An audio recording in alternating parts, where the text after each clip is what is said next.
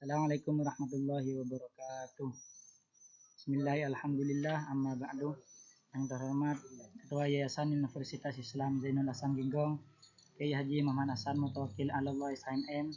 Yang saya hormati Rektor Universitas Islam Zainul Hasan Ginggong, Bapak Dr. Abdul Aziz Wahab BA MAG.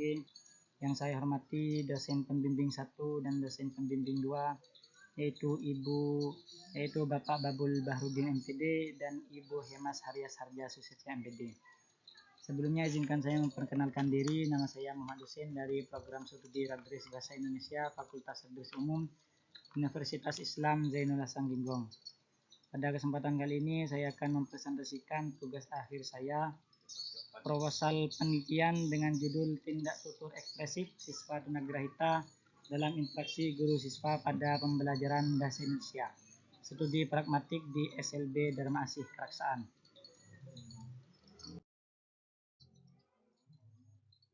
Latar belakang.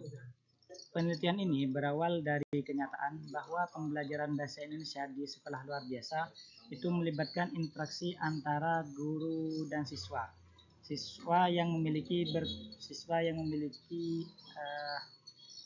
kemampuan bahasa yang berbeda atau yang lebih kita kenal dengan siswa berkebutuhan khusus. Salah satunya yaitu siswa tunagrahita, yang mana siswa tunagrahita ini memiliki kesulitan untuk mengungkapkan perasaannya dan sikap mereka dengan jelas melalui kata-kata lisan. Ketika siswa tunagrahita ini menyampaikan tindak tutur ekspresifnya seperti rasa senang, sedih, kecewa, dan lain sebagainya, itu hanya mengungkapkan dengan tuturan yang sangat singkat atau bahkan hanya dengan beberapa kata yang disertai dengan gerak tubuh yang tidak sesuai dengan konteks. Kondisi tersebut itu menyebabkan pesan yang disampaikan seringkali tidak bisa dipahami secara utuh, sehingga berpotensi menimbulkan kesalahpahaman dalam interaksi pembelajaran. Oleh karena itu, penelitian ini menarik dan penting untuk dilakukan untuk memahami bagaimana bentuk, fungsi, dan konteks situasi yang melatar belakangi penggunaan tindak tutur ekspresif siswa tunagrahita dalam interaksi pembelajaran bahasa Indonesia. Sehingga penelitian ini dapat membantu meningkatkan kualitas komunikasi antara guru dan siswa berkebutuhan khusus.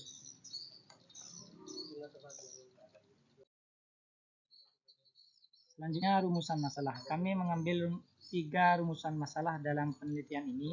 Yang pertama, bagaimana bentuk atau jenis tindak tutur ekspresif siswa tunagrahita dalam interaksi dengan guru pada pembelajaran bahasa Indonesia di SLB Dharma Asih Keraksaan. Yang kedua, bagaimana fungsi pragmatik tindak tutur ekspresif siswa tunagrahita dalam konteks interaksi pembelajaran bahasa Indonesia di SLB Dharma Asih Keraksaan. Kemudian yang ketiga, bagaimana konteks situasi pembelajaran yang melatar belakangi penggunaan tindak tutur ekspresif siswa tunagrahita dalam interaksi dengan guru pada pembelajaran bahasa Indonesia di SLB Dharma Asih Keraksaan. Kemudian tujuan penelitian yaitu untuk menjawab rumusan masalah yang barusan, yaitu yang pertama, untuk menganalisis bentuk atau jenis tindak tutur ekspresif siswa tunagrahita dalam interaksi dengan guru pada pembelajaran bahasa Indonesia di SLB Dharma Asih Keraksaan. Yang kedua, untuk menganalisis fungsi pragmatik tindak tutur ekspresif siswa tunagrahita dalam konteks interaksi pembelajaran bahasa Indonesia di SLB Dharma Asih Keraksaan. Kemudian yang ketiga, untuk menganalisis konteks situasi pembelajaran yang melatar belakangi penggunaan tindak tutur ekspresif siswa tunagrahita dalam interaksi dengan guru pada pembelajaran bahasa Indonesia di SLB Dharma Asih Keraksaan. Kemudian research gap. Penelitian terdahulu telah banyak mengkaji tentang tindak tutur dalam pembelajaran bahasa Indonesia pada anak berkebutuhan khusus. Nah, tapi penelitian terdahulu itu umumnya masih berfokus pada tindak tutur guru dalam pembelajaran bahasa Indonesia saja. Sementara tindak tutur ekspresif siswa tunagrahita belum menjadi fokus kajian. Analisisnya itu lebih cenderung kepada deskriptif dan terbatas pada pengelompokan jenis tindak tutur saja. Oleh karena itu, penelitian ini untuk mengisi celah dengan memfokuskan kajian pada tindak tutur ekspresif siswa tunagrahita dengan menggunakan teori John Searle dan Del Haimas untuk menganalisis konteks situasinya. Kemudian kajian teori. Penelitian ini menggunakan kajian pragmatik sebagai landasan teori utama. Hal ini relevan karena tuturan siswa tunagrahita itu seringkali tidak bisa dipahami dari bentuk bahasanya saja, tetapi harus dilihat dari konteks situasi yang melatar belakanginya. Kemudian untuk teorinya kami mengambil dua teori. Yang pertama teorinya John Searle untuk menganalisis bentuk tindak tutur ekspresif, kemudian teorinya Del Heimas untuk menganalisis konteks situasi yang melatar belakanginya. Teori John Searle ini dipilih karena memiliki klarifikasi yang jelas dan sistematis, sehingga memudahkan peneliti dalam mengidentifikasi jenis dan fungsi tuturan siswa.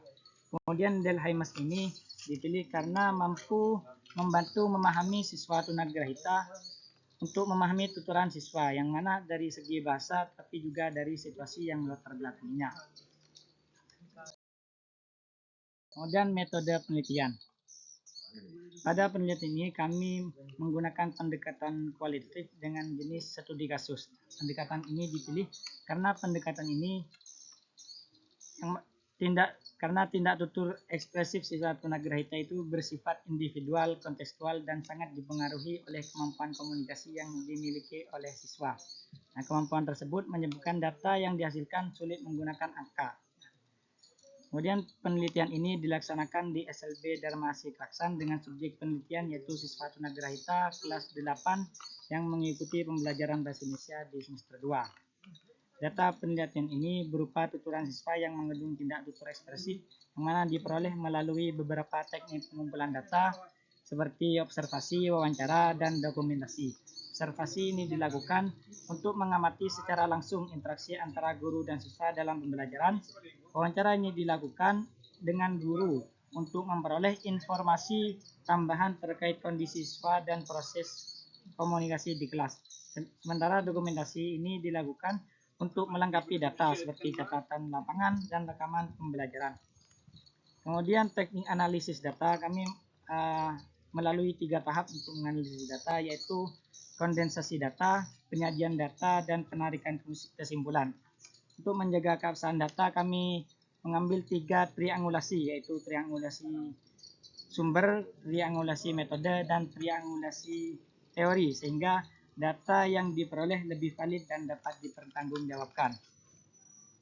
Sekian presentasi dari saya, kurang lebihnya mohon maaf. Assalamualaikum warahmatullahi wabarakatuh.